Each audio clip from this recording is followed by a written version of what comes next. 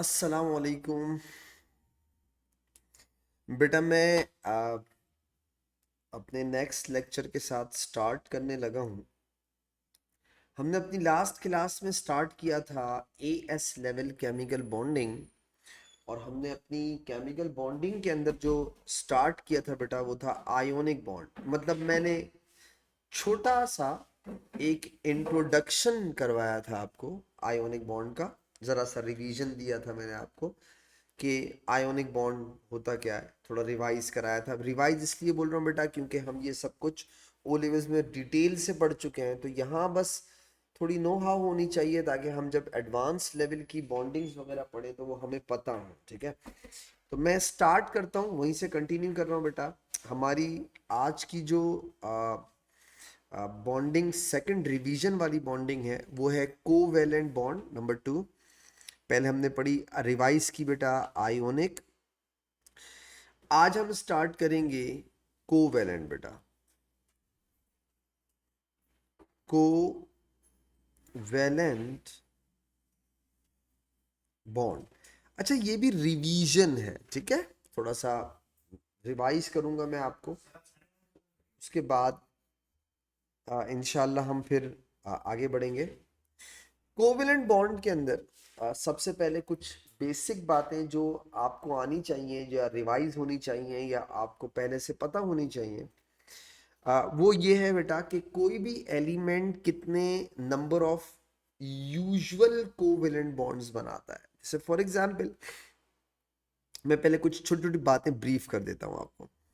जैसे for example बेटा, अगर ग्रुप 4 या ग्रुप 14 का कोई मेंबर हो, जैसे बेटा कार्बन हो गया और जैसे सिलिकॉन हो गया, ठीक है, इनके आउटर मोस्ट शेल में 4 इलेक्ट्रॉन होते हैं। ठीक है, कार्बन के आउटर मोस्ट शेल में 4 इलेक्ट्रॉन होते हैं, 1, ये 2, 3 और 4।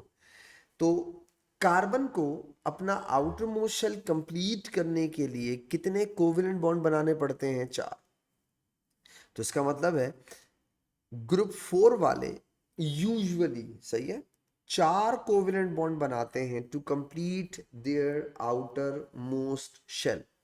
फॉर एग्जाम्पल, मैं एग्जाम्पल देता हूं, जैसे CH4 है बेटा। अगर आप इसमें कार्बन को देखें तो कार्बन 4 कोवेलेंट बॉन्ड बना करके अपना आउटर मोस्ट शेल कंप्लीट कर लेता है। ये सिर्फ रिवीजन करा रहा हूं, ठीक है। ये बेसिक बातें जो आपको पहले से आती हैं, आनी चाहिए। तो जैसे मीथेन हो गया, 4 कोवेलेंट बॉन्ड बना के अपना आउटर मोस्ट शेल कंप्लीट करता है। तो हमने क्या सीखा इस पहली एग्जाम्पल से, या क्या चीज रिवाइज की, कि ग्रुप 4 वालों को 4 इलेक्ट्रॉन चाहिए होते हैं to complete outermost shell, तो वो 4 कोवेलेंट बॉन्ड बना के अपना आउटर मोस्ट शेल कंप्लीट करते हैं। मैं एक स्टेप और आगे बढ़ता हूं, जैसे बेटा ग्रुप 5 या 15 वाले हैं, ठीक है, ग्रुप 5 या 15 वाले, जैसे फॉर एग्जाम्पल बेटा नाइट्रोजन हो गया, जैसे फॉर एग्जाम्पल फॉस्फोरस हो गया बेटा, ठीक है।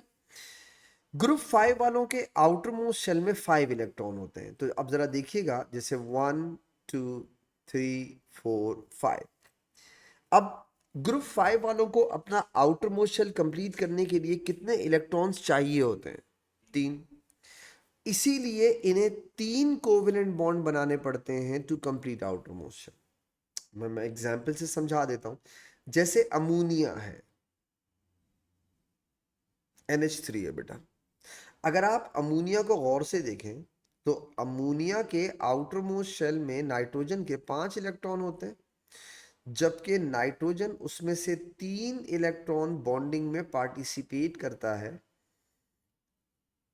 और अपना आउटर मोस्ट शेल को कंप्लीट कर लेता है। तो 3 इलेक्ट्रॉन इसने यूज किए बेटा to complete its outermost shell.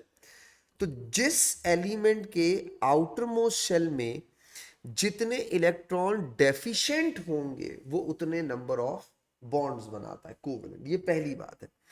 एक एग्जाम्पल, एक आखिरी एग्जाम्पल मैं आपको और देना चाहूंगा, वो भी आपको, ताकि ये सब रिवाइज करा रहा हूं, ठीक है, ताकि आपको बात समझ में आ जाए। जैसे ग्रुप 6 वाले हैं बेटा, अगर आप ग्रुप 6 वालों को देखें तो ग्रुप 6 या 16, जिसे हम लोग ए लेवल में 16 कहते हैं, ऑक्सीजन और सल्फर की एग्जाम्पल लें आप, अगर ऑक्सीजन और सल्फर, तो इनके आउटर मोस्ट शेल में 6 इलेक्ट्रॉन होते हैं, 1 2 3 4 5 और 6।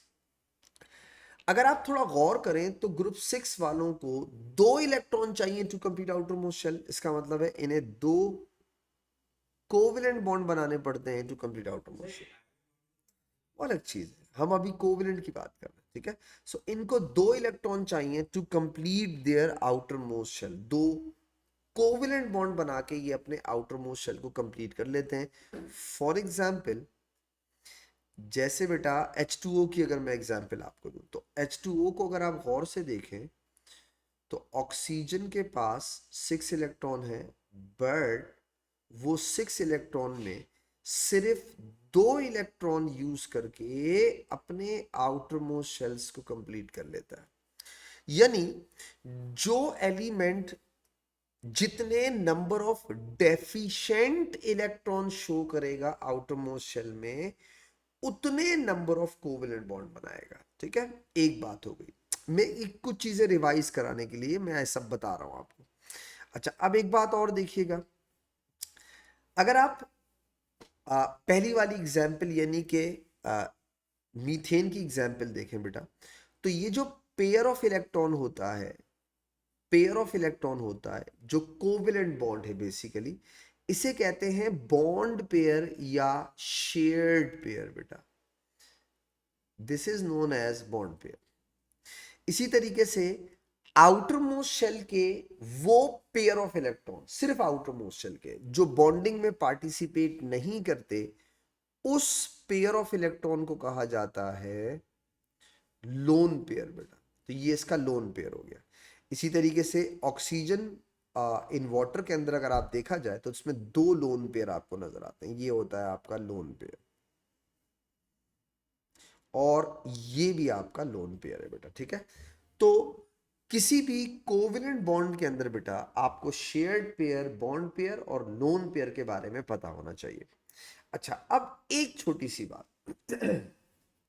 जैसे मैंने CH4 में कार्बन को सेंटर में रखा, आप अगर गौर करें, मैंने CH4 में कार्बन को सेंटर में रखा, मैंने अमोनिया में नाइट्रोजन को सेंटर में रखा, मैंने वाटर में ऑक्सीजन को सेंटर में रखा। तो मुझे कैसे पता चलता है कि मुझे किस एटम को कोवेलेंट मॉलिक्यूल के अंदर सेंटर में रखना है? तो अगर आप गौर करें बेटा, कार्बन और हाइड्रोजन में ज्यादा बॉन्ड कौन बना रहा है? कार्बन, इसलिए मैंने कार्बन को सेंटर में रखा। इसी तरह नाइट्रोजन और हाइड्रोजन में ज्यादा कोवेलेंट बॉन्ड्स कौन बनाता है? नाइट्रोजन, सेंटर में रखा। इसी तरह ऑक्सीजन और हाइड्रोजन में ज्यादा बॉन्ड किसने बनाया? ऑक्सीजन ने, तो मैंने उसे सेंटर में रखा। अब एक बात हमेशा याद रखिएगा कि किसी कोवेलेंट मॉलिक्यूल में कौन सा atom centre of the molecule में आएगा? वो एटम बेटा जो मैक्सिमम नंबर ऑफ बॉन्ड बनाए। जो भी एटम ज्यादा नंबर ऑफ कोवेलेंट बॉन्ड बनाता है बेटा, उस एटम को हम किसी भी मॉलिक्यूल के सेंटर में रखते हैं। मैं आपको छोटी सी एग्जांपल से समझाऊंगा। जैसे फॉर एग्जांपल कार्बन डाइऑक्साइड, ठीक है, एक एग्जांपल लीजिएगा, कार्बन डाइऑक्साइड CO2। ये सब रिवाइज कर रहा हूं, ऐसा कुछ भी नहीं है कि आपने ओ लेवल्स में ना पढ़ा हो, सब आप ओ लेवल्स में पढ़ते हैं। यहां रिवीजन थोड़ा जरूरी है। कार्बन डाइऑक्साइड है फॉर एग्जाम्पल, इसमें 3 एटम है, एक कार्बन और 2 ऑक्सीजन। तो which atom will be in the centre of the molecule? इनमें से कौन सा एटम मॉलिक्यूल के सेंटर में होना चाहिए? कार्बन। क्यों? क्योंकि कार्बन 4 कोवेलेंट बॉन्ड बनाता है, जबकि ऑक्सीजन सिर्फ 2 कोवेलेंट बॉन्ड बनाता है। तो सेंटर में रहने का हक किसका है? सेंटर में रहने का हक उस एटम का है बेटा जो maximum number of covalent bonds बनाएगा। अब जैसे फॉर एग्जांपल सपोज करो हमें कार्बन डाइऑक्साइड की कोवेलेंट डायग्राम बनानी, तो हमने सेंटर में किसे रखा? कार्बन को, और 2 ऑक्सीजन हमने साइड पे रख दिए, एक और एक, तो कार्बन सेंटर में आ गया। पहला, जब आप डायग्राम बनाए कोवेलेंट की बेटा, तो पहला स्टेप ये है कि आप सेंट्रल एटम डिसाइड कर ले, हो गया। अब आप लेफ्ट टू राइट एक एक बॉन्ड या एक एक स्टिक लगा के इन्हें आपस में स्टिक कर दें। जैसे एक बॉन्ड बनाया, एक बॉन्ड बनाया, a single stick represent a single covalent bond, ठीक है। अब आप यहां देखिएगा, अच्छा मैं जरा से थोड़ा सा, एक मिनट, इसको ना जरा थोड़ा वाजे करके बना देता हूं ताकि तुम्हें जरा बात समझ में आ जाए। ये मैंने एक ऑक्सीजन बनाया बेटा, ये मैंने कार्बन बनाया, और ये मैंने एक ऑक्सीजन बनाया, ठीक है, सेंटर एटम हो गया। अब मैंने इनके बीच में एक स्टिक यहां बना दी और एक स्टिक यहां बना दी, ठीक है। Each individual stick represent a covalent bond, means two electron, एक तेरा और एक मेरा, ठीक है।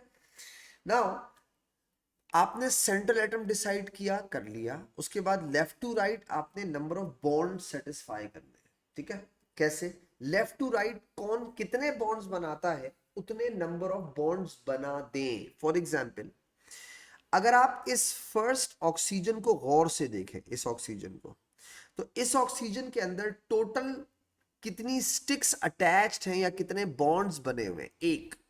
जबकि ऑक्सीजन कितने बॉन्ड्स बनाता है? दो। तो आपको एक बॉन्ड और बनाना चाहिए यहां पे, ऐसे। अब आप चेक करें बेटा, इस ऑक्सीजन के साथ कितनी स्टिक्स अटैच हो गई हैं? दो। इसका मतलब है इसके नंबर ऑफ बॉन्ड सेटिस्फाई हो गए। अब आप दोबारा देखिए बेटा, इस कार्बन के अराउंड कितने नंबर ऑफ बॉन्ड्स अटैच्ड हैं? तो आप बोलेंगे तीन। अटैच्ड तीन है, होने कितने चाहिए? चार। इसका मतलब है we have to make one more bond. अब वो लेफ्ट पे बनाए या राइट पे बनाए? राइट पे। लेफ्ट पे इसलिए नहीं बना सकते कि ऑक्सीजन के ऑलरेडी बॉन्ड कंप्लीट हो चुके हैं। तो मैंने क्या किया बेटा, एक बॉन्ड इसके राइट साइड पे बना दिया, ऐसे। आप चेक करें बेटा, कार्बन भी सेटिस्फाई हो गया क्योंकि कार्बन के अराउंड चार बॉन्ड्स हो गए, ठीक है। अब रह गया सबसे राइट वाला ऑक्सीजन एटम। अच्छा, जब आप left to right valency satisfy करते हैं तो राइट वाला एटम हमेशा ऑटोमेटिकली सेटिस्फाई होता है, हमेशा। आप गौर से देखें, ऑक्सीजन के साथ, राइट वाले ऑक्सीजन के साथ कितने बॉन्ड्स अटैच्ड हैं? दो। होने कितने चाहिए? दो। तो ये ऑलरेडी सेटिस्फाइड है। अब आप इसे डॉट एंड क्रॉस में कन्वर्ट करना चाह रहे हैं या कोवेलेंट बॉन्ड में कन्वर्ट करना चाह रहे हैं, तो इसके दो तरीके होते हैं। आपको याद होंगे बेटा, वो लेवल्स में आपने दोनों तरीके पढ़े हैं। तो चाहो तो इसे सर्किल वाली डायग्राम से कंप्लीट कर लो, और चाहो तो इसी diagram co dot and cross में कन्वर्ट कर लो। जैसे फॉर एग्जांपल, अगर मैं चाहूं कि मैं इसे सर्किल वाली डायग्राम से बनाऊं, तो बेटा मैं ऑक्सीजन के लिए एक सर्किल बनाता हूं, ऐसे। ये देखिएगा, this is for oxygen, this is for carbon, this is for oxygen, ठीक है। मैंने तीन सर्किल बना दिए। अब ऑक्सीजन और कार्बन के बीच में बॉन्ड कितने हैं? दो। एक बॉन्ड में कितने इलेक्ट्रॉन होते हैं? दो। तो बेटा दो बॉन्ड्स में इलेक्ट्रॉन्स कितने हो जाएंगे? चार। तो आपने यहाँ डॉटी, ये क्रॉसी, ये डॉटी, ये क्रॉसी बना दिया, दैट्स इट। अब ये ऑक्सीजन है, ये कार्बन है, ये ऑक्सीजन है। अब दोबारा देखें, सेकंड वाले ऑक्सीजन और कार्बन के बीच में डबल बॉन्ड है, यानी दो बॉन्ड्स हैं। दो बॉन्ड्स का मतलब हो गया नंबर ऑफ इलेक्ट्रॉन्स कितने हो गए? चार। तो आप यहां पे चार इलेक्ट्रॉन शो करेंगे, क्रॉस क्रॉस डॉट और डॉट। अब आपने इसके अंदर लोन पेयर भी शो करने हैं। आपको पता होना चाहिए ऑक्सीजन ग्रुप 6 का है या 16 का है, और अगर वो दो कोवेलेंट बॉन्ड बना ले तो उसके आउटर मोस्ट शेल में लोन पेयर कितने रहते हैं? दो। So you have to show the two lone pair like this, that's. अच्छा, अगर तुम में से कोई बच्चा ये डायग्राम नहीं बनाना चाह रहा, उसी ऊपर वाली डायग्राम को कन्वर्ट करना चाह रहा है, तो वो भी कर सकता है, वो भी आपको पता है।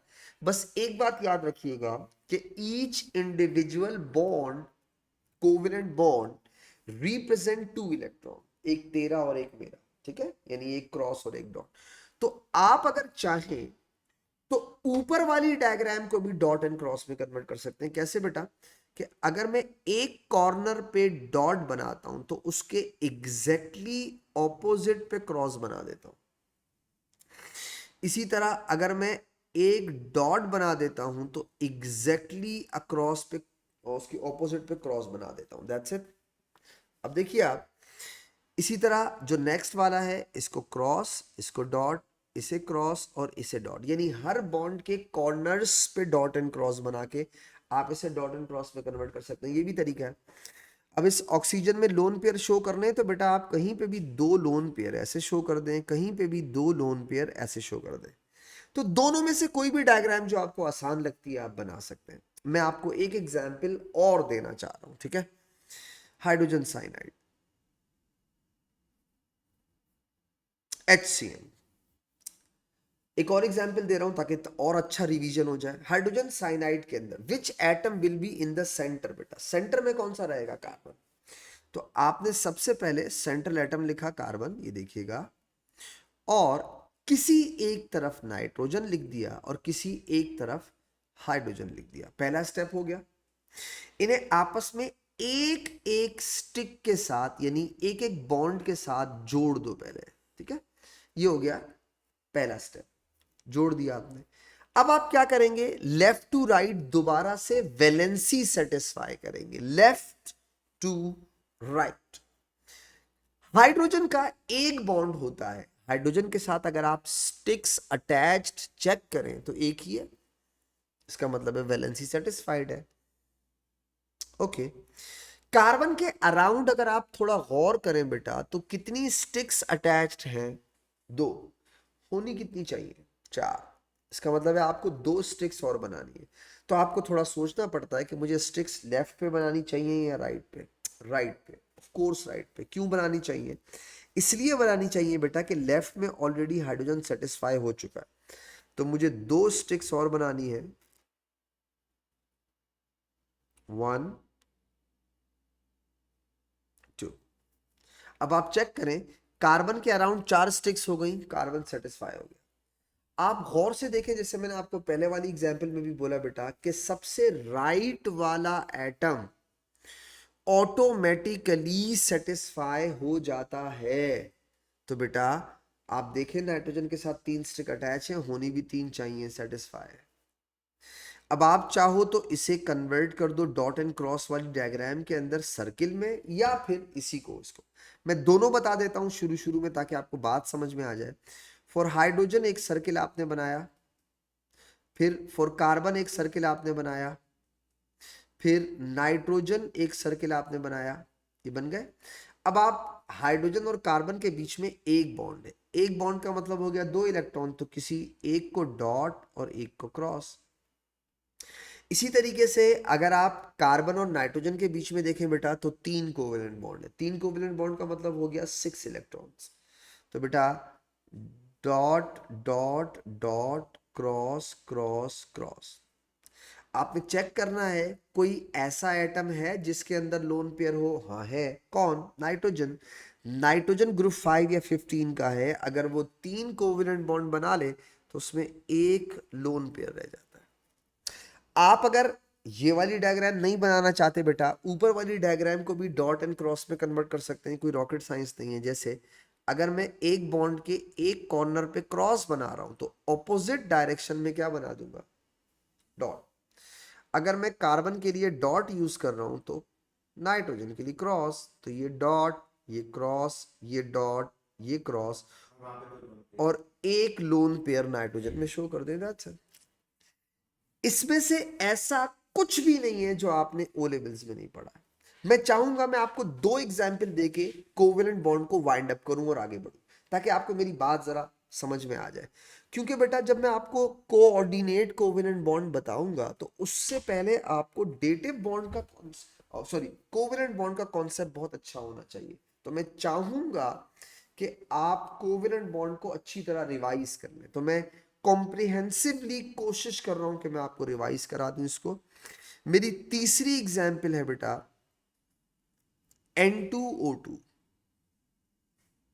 Nitro die nitrogen dioxide. बेटा अब जरा देखिएगा, इस डाई नाइट्रोजन डाइऑक्साइड के अंदर अगर आप गौर से देखें तो दो नाइट्रोजन है और दो ऑक्सीजन है। तो बेटा इसका मतलब ये हुआ, अब आपको उन दो एटम्स को सेंटर में रखना पड़ेगा बेटा जो मैक्सिमम नंबर ऑफ बॉन्ड्स बनाते हैं। तो कौन से दो एटम ज्यादा नंबर ऑफ बॉन्ड बनाएंगे, नाइट्रोजन। इसका मतलब हुआ इस कोवेलेंट मॉलिक्यूल के अंदर दो नाइट्रोजन सेंट्रल एटम होंगे और दो ऑक्सीजन कॉर्नर्स पे होंगे।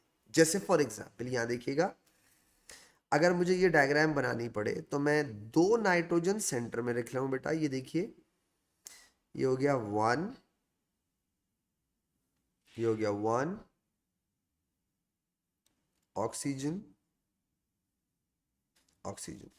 आपने इनके बीच में एक एक कोवेलेंट बॉन्ड बनाया, ठीक है, स्टिक कर दिया आपस में 1 और 1। अब आप वैलेंसी सेटिस्फाई करेंगे left to right, left to right आपने वैलेंसी सेटिस्फाई कर, ठीक है। तो बेटा आप जरा लेफ्ट वाले ऑक्सीजन को देखें, और अगर मैं आपसे पूछूं हाउ मेनी स्टिक्स या bonds are attach with the oxygen, तो आपको कहना चाहिए 1। तो I have to make 1 more covalent bond, ये बन गया बेटा। अब देखो वैलेंसी सेटिस्फाई हो गई इसकी, ठीक है। चेक करें, जो लेफ्ट साइड से फर्स्ट नाइट्रोजन है उसके अराउंड कितने बॉन्ड्स बन चुके हैं? 3। होने कितने चाहिए? 3, यानी 3 स्टिक्स या 3 कोवेलेंट बॉन्ड अटैच है, तो इसका मतलब है इट्स ओके। आपको मजीद बॉन्ड इसके साथ अटैच करने की जरूरत नहीं पड़ेगी। ओके, अब आए सेकंड वाले नाइट्रोजन पे बेटा, या left to right second last nitrogen को चेक करें। इसके अराउंड कितने बॉन्ड्स हैं? 2, यानी 2 स्टिक्स अटैच्ड हैं। आपको एक बॉन्ड और बनाना है, तो आप लेफ्ट में तो नहीं बना सकते क्योंकि लेफ्ट वाला नाइट्रोजन ऑलरेडी सेटिस्फाई हो चुका है। तो आप बेटा राइट साइड पे बनाएंगे एक बॉन्ड और आप चेक करें बेटा, नाइट्रोजन सेटिस्फाई हो गया, इसके अराउंड 3 बॉन्ड्स हो गए। अच्छा, मैं आपको हमेशा से बोलता हूं, जो सबसे ज्यादा राइट साइड वाला एटम होता है वो ऑटोमेटिकली सेटिस्फाई हो जाता है। गौर से देखें, हो गया। That's it.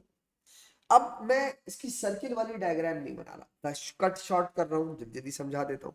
तो आप अगर गौर करें बेटा, तो आप इसी को डॉट एंड क्रॉस में कन्वर्ट कर सकते हैं बहुत सिंपल तरीके से। Each individual bond will have 2 electrons, एक तेरा एक मेरा, ठीक है। तो अगर मैं नाइट्रोजन और ऑक्सीजन के बीच में इस बॉन्ड को शो करूं, तो यहां मैं बनाऊं डॉट, इधर बनाऊं क्रॉस, इधर डॉट तो इधर क्रॉस। इसी तरीके से बेटा ये दो क्रॉस क्रॉस, इसी तरह ये क्रॉस, ये डॉट, ये क्रॉस और ये डॉट। हाँ, अब अगर आप चेक करें, इसमें एक चीज की कमी है, और वो क्या है बेटा? लोन पेयर की। आप गौर से देखें बेटा, ऑक्सीजन अगर 2 कोवेलेंट बॉन्ड्स बना ले तो उसके पास 2 लोन पेयर रहते हैं। इसी तरह नाइट्रोजन अगर 3 कोवेलेंट बॉन्ड बना ले तो उसके पास एक लोन पेयर रहता है, और ऑक्सीजन के पास 2 कोवेलेंट बॉन्ड बनाने के बाद 2 लोन पेयर रह जाते हैं बेटा। So this is called covalent bonding. मैंने आपसे कहा मैं आपको 4 एग्जाम्पल दूंगा ताकि मेरी कोवेलेंट बॉन्ड कंप्रीहेंसिवली रिवाइज हो जाए, ठीक है। मैं आपको एक एग्जाम्पल और देना चाहता हूं, और वो एग्जाम्पल है H2O2 की बेटा।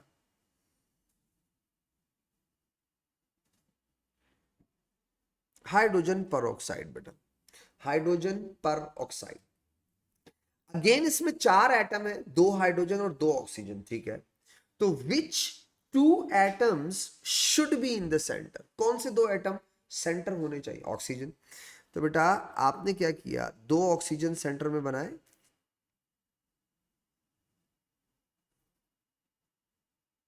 ओके। तो 2 हाइड्रोजन आपने साइड पे बना दिए, एक लेफ्ट पे एक राइट पे बेटा। पहला काम आपने क्या करना है, इनके साथ एक एक बॉन्ड बना के इनको आपस में अटैच कर देना है। तो मैं कर देता हूं, जैसे फॉर एग्जांपल एक ये हो गया,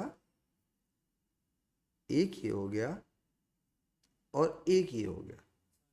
अच्छा, अब आपने left to right valency check करनी है। चेक करें बेटा, हाइड्रोजन के साथ एक बॉन्ड अटैच है तो आपने इसको कहा ये सेटिस्फाइड है। आप चेक करें बेटा, ऑक्सीजन के साथ 2 बॉन्ड्स अटैच हैं तो ये सेटिस्फाइड है। इसी तरह उसके बाद वाले ऑक्सीजन के साथ 2 बॉन्ड है बेटा, सेटिस्फाइड है। हाइड्रोजन के साथ एक बॉन्ड है, सेटिस्फाइड है। जरूरत ही नहीं है कुछ करने की। तो जब कभी भी आप वैलेंसी सेटिस्फाई करें बेटा, तो गिना जरूर करें। जब तक आप काउंट नहीं करेंगे ना बेटा, तब तक आपको मेरी बात समझ में नहीं आएगी। तो काउंटिंग करना जरूरी है बेटा, ठीक है, आपको काउंट करना चाहिए। अब देखें, अगर आप वैलेंसी सेटिस्फाई करते हैं, अब करने के बाद आप इसको डॉट एंड क्रॉस में कन्वर्ट करते हैं, तो आसान तरीका ये है बेटा कि हर बॉन्ड में दो इलेक्ट्रॉन होते हैं, तो एक डॉट और एक क्रॉस।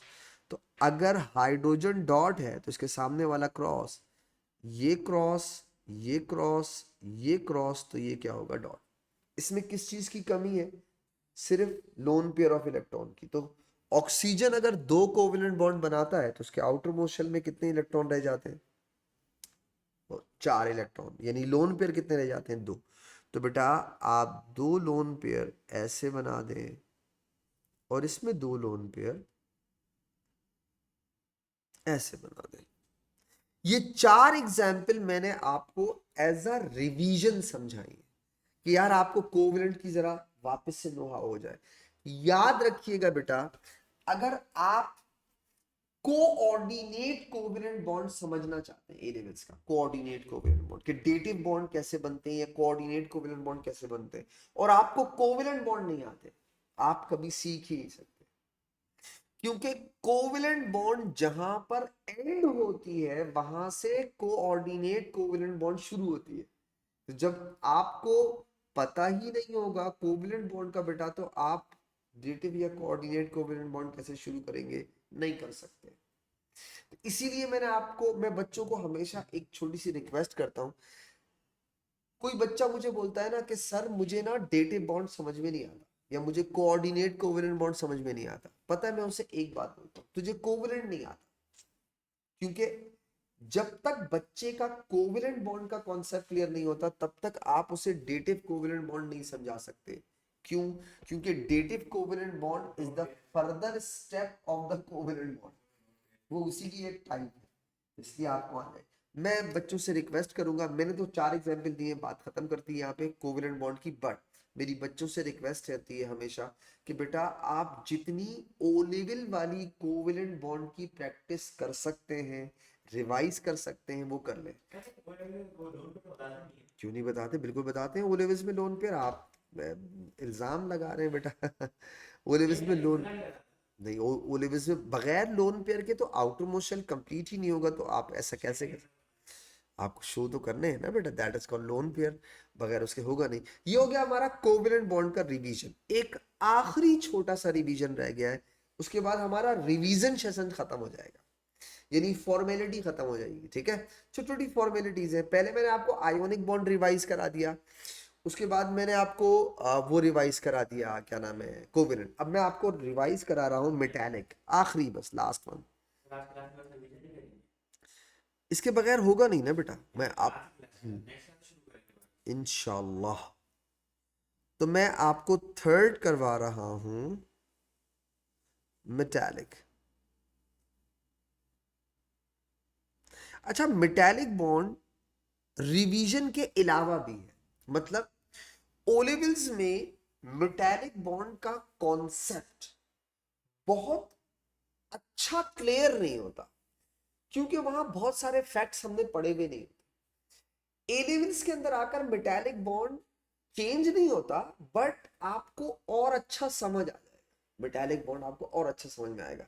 देखिए मैं आपको रीजन बताऊंगा ऐसा क्यों होता है। अच्छा, इसकी डेफिनेशन मैं बाद में लिखूंगा, बट मैं चाहता हूं मैं पहले से एक्सप्लेन करूं मेटालिक बॉन्ड को। देखिए बेटा, अगर आप फॉर एग्जांपल सोडियम का स्ट्रक्चर बनाते हैं, सोडियम मेटल का, ठीक है, तो अगर मैं सोडियम मेटल का स्ट्रक्चर बनाऊं, ये मैं एटम्स बना रहा हूं सोडियम के, सपोज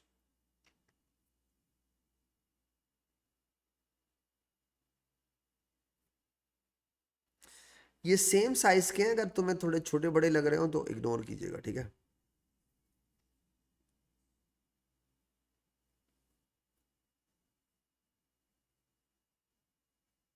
जैसे अबे छोटे बड़े हो गए नहीं,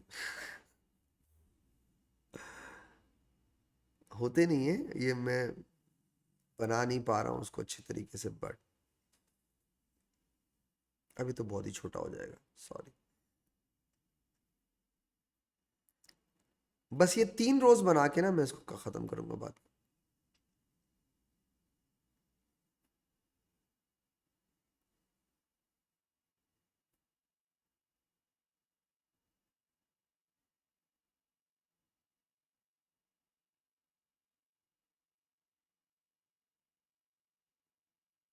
ओके, अबे तो बहुत ही अजीब से हो गया यार। अब 1 मिनट फॉर एग्जाम्पल।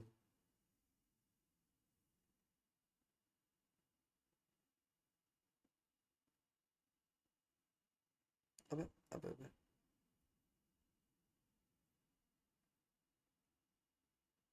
चलो खैर, ये तो मुझे भी बुरे लग रहे हैं, मैंने क्या कर दिया। अरे, कॉपी पेस्ट तो होते होंगे यकीनन, लेकिन उसके लिए 1 मिनट। ये हो गया।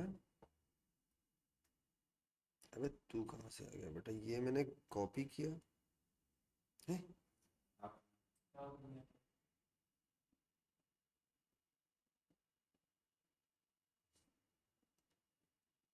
वाह, अब सही है ना। गुड। वो असल में मुझे बहुत ही बुरे लग रहे थे, मैंने कहा ये मैं क्या कर रहा हूँ। अब मेरा ख्याल है मैं थोड़ा सा शायद अच्छा कर रहा हूँ, इससे अच्छा तो मैं यही कर देता।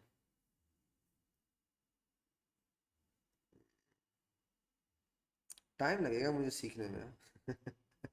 Okay, now listen to me बेटा। ये मैंने, अब मुझे कुछ बेहतर लग रहा है, मुझे ऐसा लग रहा है कि कम से कम बेहतर है। हो क्या रहा होता है, ये सोडियम के एटम्स है, लेट्स सपोज, ठीक है।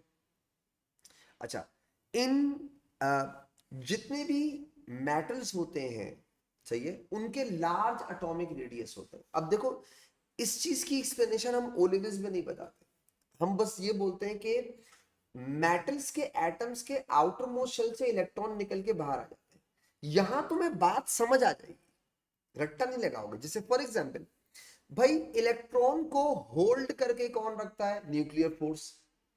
न्यूक्लियर फोर्स सबसे वीक कहां होती है, आउटर मोस्ट शेल पे। कौन से आउटर मोस्ट शेल के इलेक्ट्रॉन पे फोर्स ऑफ अट्रैक्शन सबसे वीक होगी, जिनका रेडियस सबसे बड़ा होता है। मेटल्स का रेडियस बड़ा होता है। अब ओलिविल्स में हमने ये डिटेल नहीं पढ़ी। भाई मेटल्स का रेडियस बड़ा क्यों होता है, क्योंकि मेटल्स लेफ्ट साइड पे होते हैं, यस और नो। और नॉन मेटल कहां होते हैं, राइट साइड पे। तो लेफ्ट टू राइट रेडियस छोटा होता है, तो सबसे बड़ा रेडियस किसका हुआ, मेटल्स का। और सबसे छोटा रेडियस किसका हुआ, नॉन मेटल्स का।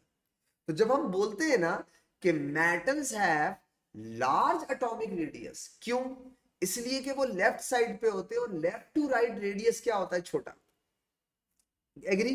तो अब बताओ, अगर आउटर मोस्ट शेल पे फोर्स ऑफ अट्रैक्शन वीक हो due to the large atomic radius, तो जो चीज इलेक्ट्रॉन्स को होल्ड करके रख रही है, अगर वो वीक हो जाए तो इलेक्ट्रॉन्स निकल के बाहर आ जाते हैं। तो these are the electrons which comes out from outermost shell of the electron.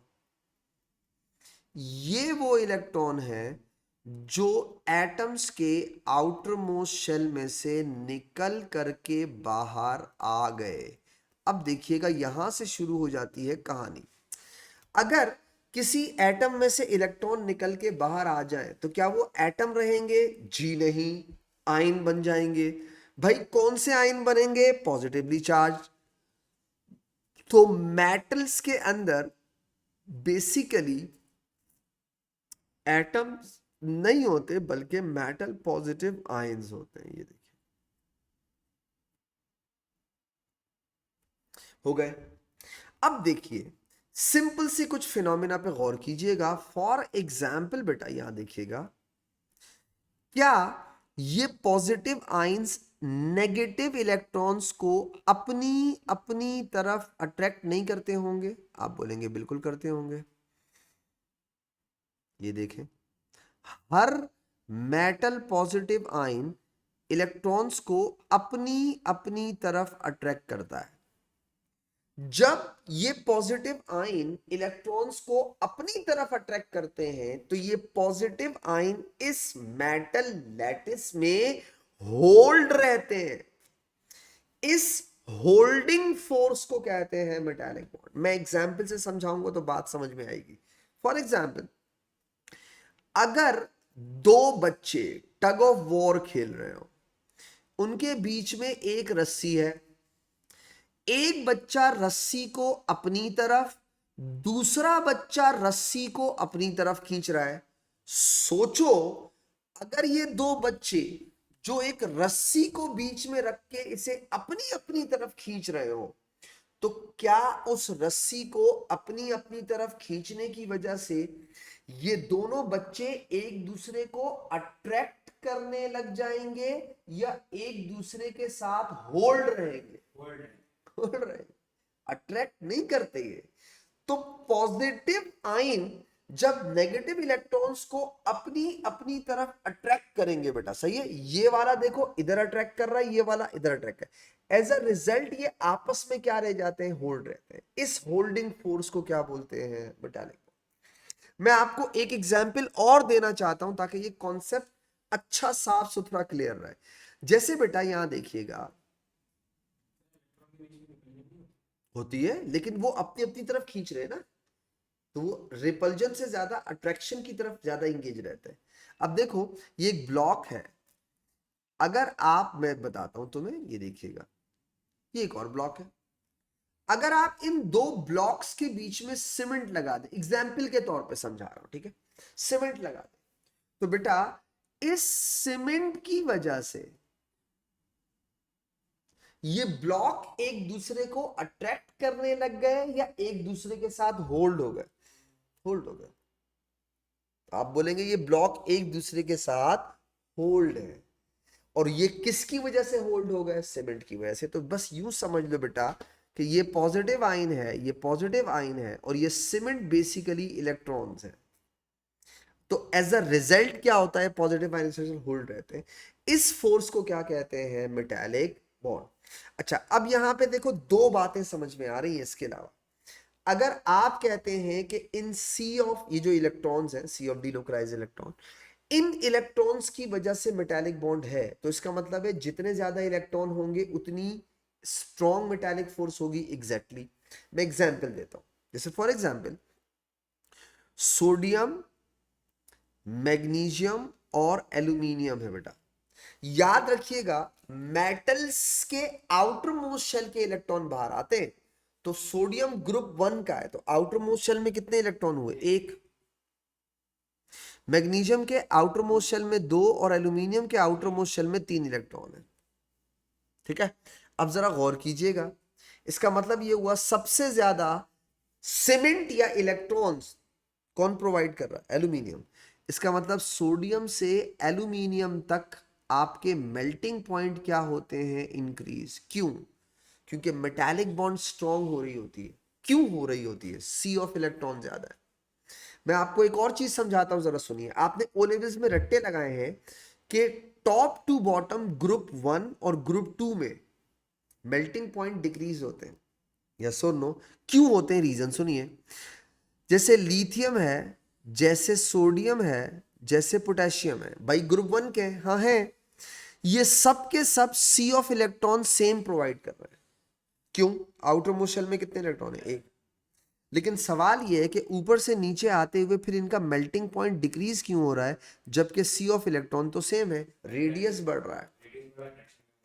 देखो, अगर रेडियस बढ़ेगा, जैसे ये लिथियम का रेडियस है सपोज, जैसे ये सोडियम का रेडियस है सपोज, जैसे ये पोटेशियम का रेडियस है सपोज, अब आप गौर से देखिएगा, ऊपर से नीचे आते हुए रेडियस बढ़ रहा है, लेकिन बेटा सी ऑफ इलेक्ट्रॉन सेम है।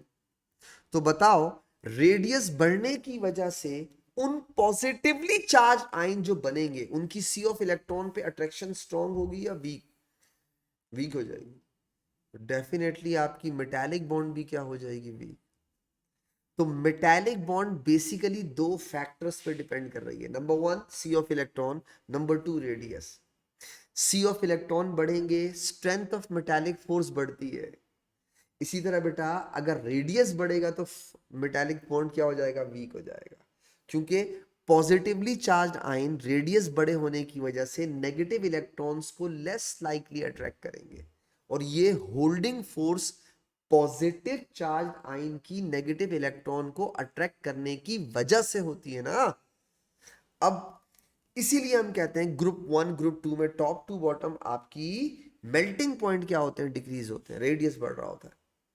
तो मेटालिक बॉन्ड बेसिकली उस होल्डिंग फोर्स को कहते हैं बेटा जो पॉजिटिव चार्ज आयंस को होल्ड करके रखे किसी लैटिस स्ट्रक्चर के अंदर।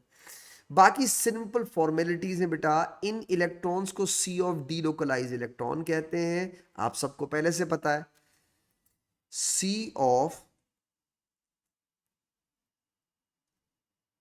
डीलोकलाइज्ड इलेक्ट्रॉन, इस स्ट्रक्चर को मेटल लैटिस कहते हैं बेटा। सब ओ लेवल्स का है बाकी तो। और याद रखिएगा वही ओ लेवल्स वाली बात, अगर सोडियम का स्ट्रक्चर ऐसा है तो मैग्नीशियम के स्ट्रक्चर में क्या फर्क होगा। तो जब आप मैग्नीशियम का मेटल लैटिस बनाएंगे बेटा तो जहां प्लस लिखा है वहां चार्ज क्या लिखेंगे, +2। That's it. इसी तरह बेटा अगर एल्यूमिनियम का स्ट्रक्चर कभी बनाना हो या वो तुम्हें बोले draw the metal lattice of aluminium, तो फर्क सिर्फ क्या होगा, ये जो पॉजिटिवली चार्ज आयन लिखते हो उसमें उसका चार्ज लिखना होगा 3+, बाकी सब कुछ एज इट इज रहेगा। ऐसा क्यों होता है, क्योंकि जो सी ऑफ डी लोकलाइज इलेक्ट्रॉन है वो बेसिकली कहाँ से आते हैं बेटा, आउटर मोस्ट शेल से। अब देखो कितना आसान हो गया। अगर तुमको से ओ लेवल में कोई पूछता कि यार ये बताओ आउटर मोस्ट शेल के इलेक्ट्रॉन निकल के बाहर आते हैं मेटल्स में, तो आउटर मोस्ट शेल के इलेक्ट्रॉन तो नॉन मेटल में भी होते हैं, क्यों नहीं आते। आप ओ लेवल में जवाब नहीं दे सकते थे, अब आप दे सकते हैं जवाब। नॉन मेटल के इलेक्ट्रॉन आउटर मोस्ट शेल के बाहर, नॉन मेटल के इलेक्ट्रॉन आउटर मोस्ट शेल के बाहर क्यों नहीं आ जाते। ऐसा क्यों होता है कि आउटर मोस्ट शेल के इलेक्ट्रॉन्स नॉन मेटल के बाहर नहीं आ रहे होते। उसका रीजन ये होता है बेटा कि नहीं, उनका रेडियस छोटा होता है, फोर्स ऑफ अट्रैक्शन स्ट्रांग होती है। क्योंकि नॉन मेटल कहाँ होते हैं, राइट साइड पे, तो उनकी फोर्स ऑफ अट्रैक्शन ज्यादा होने की वजह से वो नहीं आते। आप क्या बोलते हो, आउटर मोस्ट शेल के इलेक्ट्रॉन आ गए, तो भाई आउटर मोस्ट शेल के इलेक्ट्रॉन तो नॉन मेटल में भी होते हैं, आ नहीं सकते।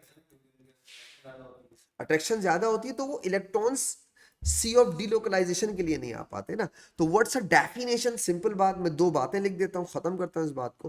पहली बात बेटा कि एक्चुअली मेटालिक बॉन्ड किसे कहते हैं, फोर्स ऑफ अट्रैक्शन, यहां लिख देता हूं ताकि आपको याद रहे।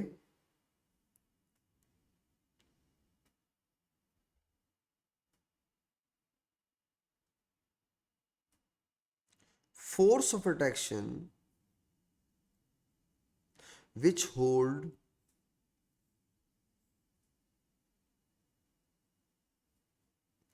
विच होल्ड, ये देखें बेटा सही है, मैंने नहीं लिखा attract, which hold, force of attraction which hold metal positive ions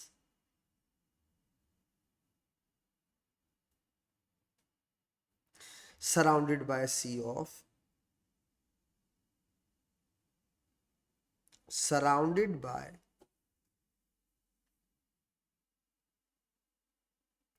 sea of delocalized electrons, surrounded by a sea of delocalized electrons is called metallic bond.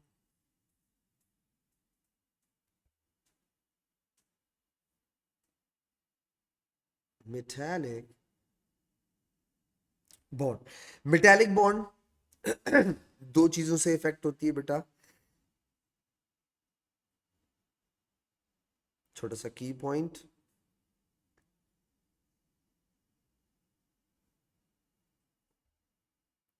strength of metallic bond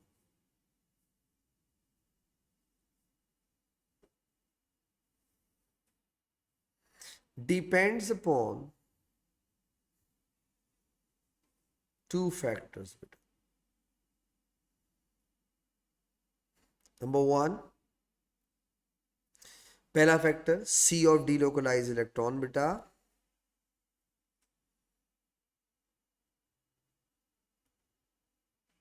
delocalised electron. अब सुनो, जितना बढ़ेगा ऊपर में का बढ़ेगा, सही है, तो जितना बढ़ेगा स्ट्रेंथ उतनी बढ़ेगी, ठीक है। इसी तरीके से दूसरा फैक्टर बेटा,